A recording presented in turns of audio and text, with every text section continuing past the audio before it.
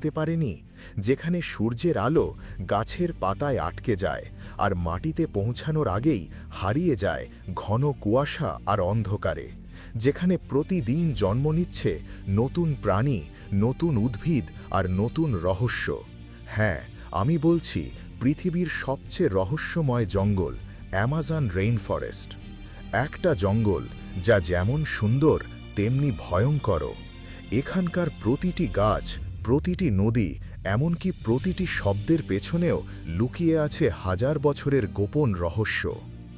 Amazon rain forest পৃথিবীর দক্ষিণ আমেরিকায় অবস্থিত।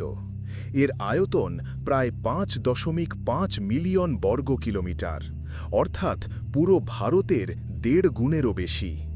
এই বিশাল জঙ্গল ছড়িয়ে আছে ৯টি দেশে। স্যাটেলাইট থেকেও পুরো অ্যামাজনকে এক ফ্রেমে ধরা যায় না।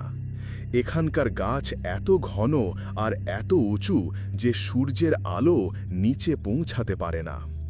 দিনেও এখানে অনেক জায়গা থাকে আধো অন্ধকারে, আর রাত নামলে পুরো জঙ্গলটা পরিণত হয় এক অদ্ভুত ভয়ঙ্কর সিম্ফনিতে।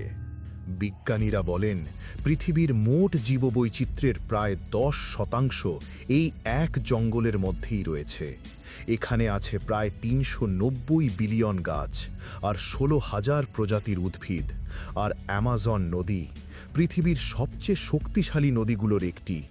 এই একটাই নদী পৃথিবীর সব নদীর মোট পানির ২০% বহন করে। এত বিশাল এই নদী যে এর অন্য পার দেখা যায় না।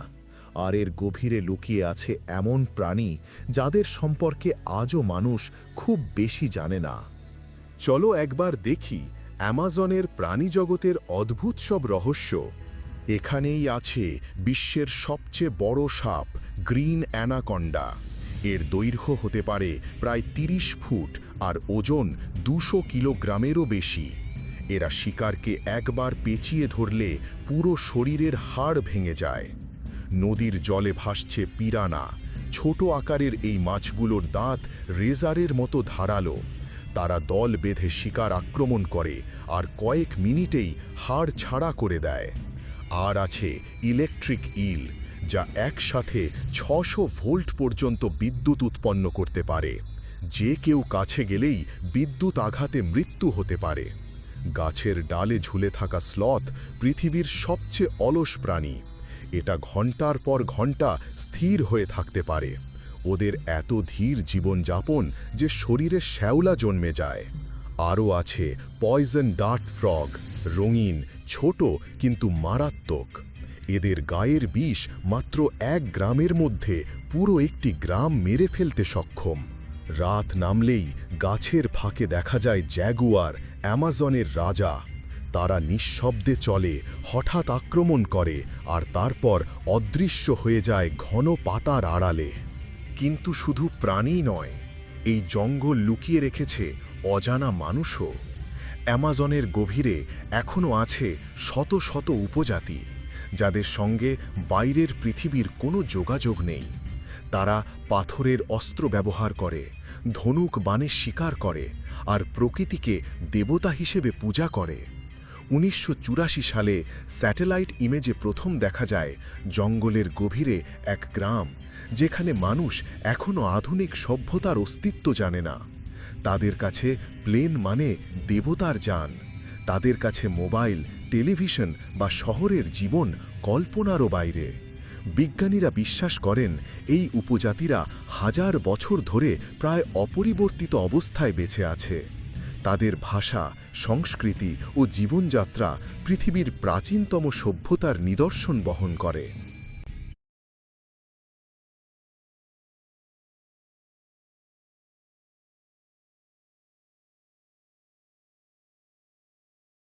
किसी को भी पता न चले, ऐसे वीडियो रिकॉर्ड करें। मोबाइल लॉक होने के बावजूद वीडियो छुपके से रिकॉर्ड होता है। एप्लीकेशन को अब অ্যামাজনে বছরে প্রায় ২৩০০ মিলিমিটার বৃষ্টি হয়। এই বৃষ্টি থেকেই তৈরি হয় অসংখ্য ছোট নদী, যেগুলো একসাথে মিশে গঠন করেছে অ্যামাজন নদী। এই নদী এত বিশাল যে এক প্রান্তে সূর্য ওঠার সময় অন্য প্রান্তে তখনও রাত। বিজ্ঞানীরা এমনকি ভূগর্ভে আরেকটি গোপন নদীও খুঁজে পেয়েছেন, যা অ্যামাজন নদীর সমান্তরালে বইছে, কিন্তু সম্পূর্ণ আলাদা পথে। এখানে প্রতিটি গাছ, প্রতিটি প্রাণী একে অপরের সাথে জড়িত।